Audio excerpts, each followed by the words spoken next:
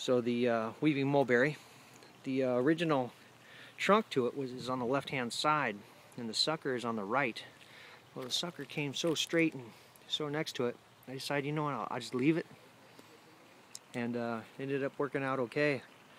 I tied the branches down with some string and some bricks, and they just kind of cascade back down, not like the original, but it seems to work. Considering we got so much fruit off of it, I decided to get as much out of it as I could. There's a gold mine nectarine.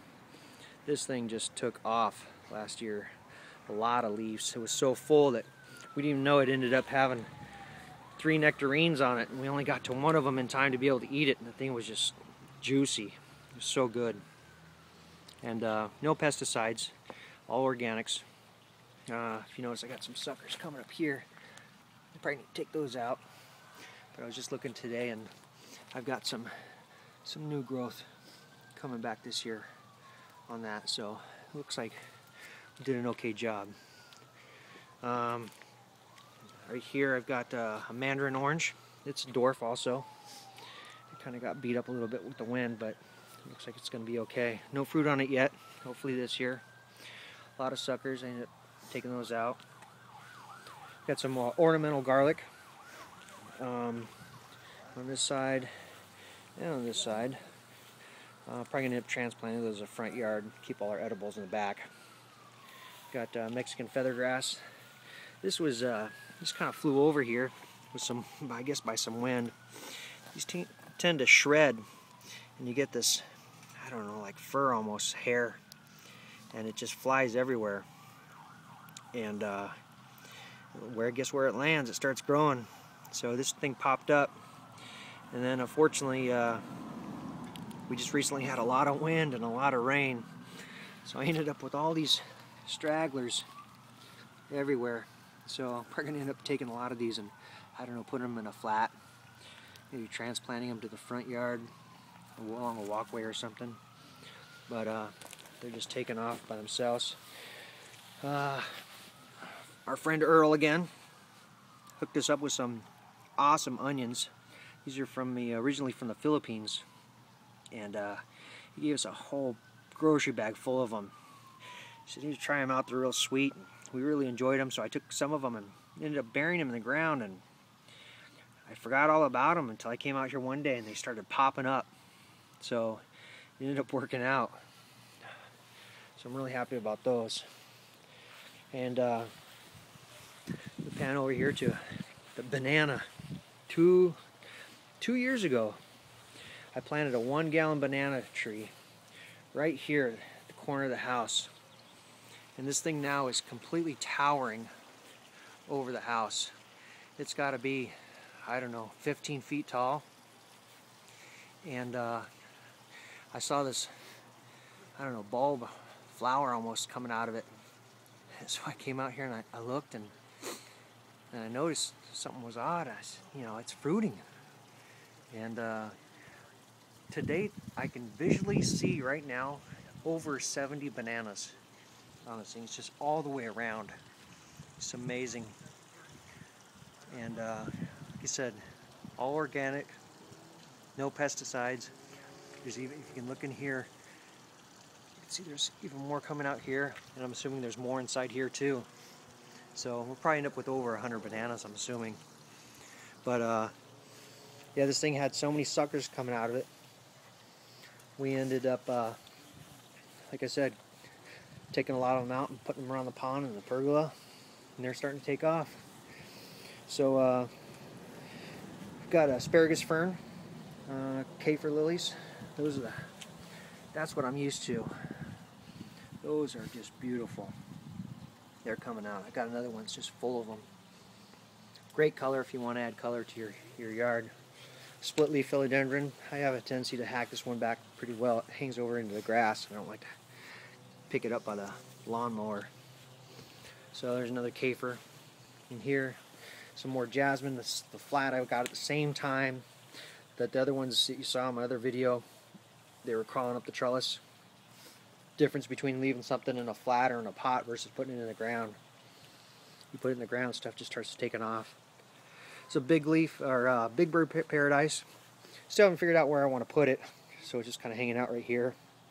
This is probably the nicest kafer I have. And that thing's just sprouting left and right. Beautiful flowers. Seem to last, I don't know, a couple weeks. Got another one over here. We first moved in this plant right here. I don't even know what this is called. If any of you know, let me know. Post up on here, but I have a tendency to, I hacked this thing back so bad one time, and I don't know, I was going to pull it out. Didn't get around to it, and I turned around and things started growing again like mad. So I decided, you know, I'll just keep it. Just kind of prune it. So you get these long stragglers that come out from it. Kind of look a little bit of a tropical look. Can't remember, ponytail palms, I think those are. So just haven't figured out where I want to put those. Probably in the front yard again.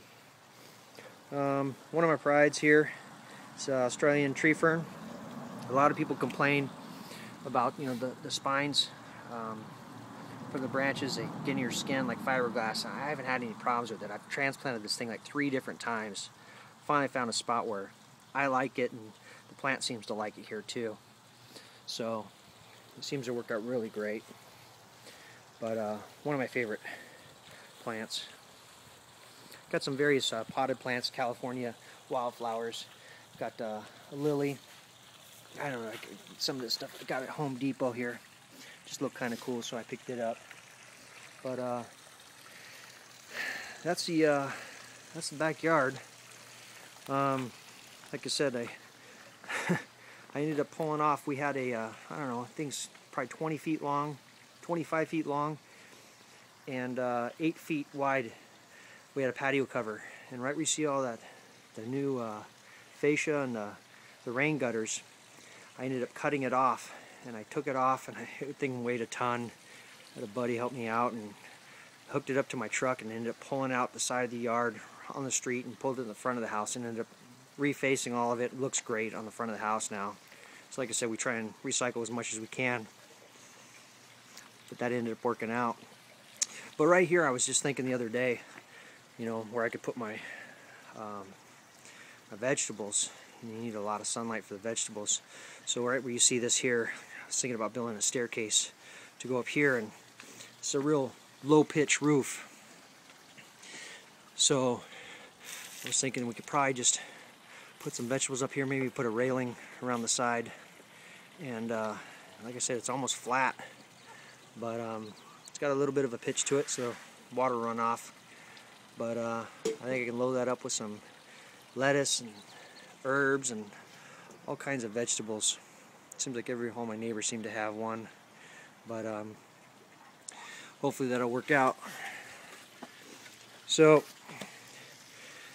anyways, I'll post some pictures, some before pictures of what this backyard used to look like. It was a wreck. Still got some stuff straggling around here that I need to pick up, but that about sums it up.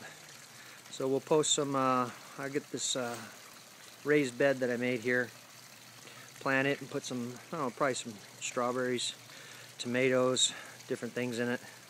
We'll post another video. Leave your comments, any suggestions that you have for organic vegetables. I'd appreciate it. The only thing I really use on my vegetables and fruit right now is neem oil. So I also need to figure out how to make my own compost. So feel free to leave any postings and rate my video. Thank you.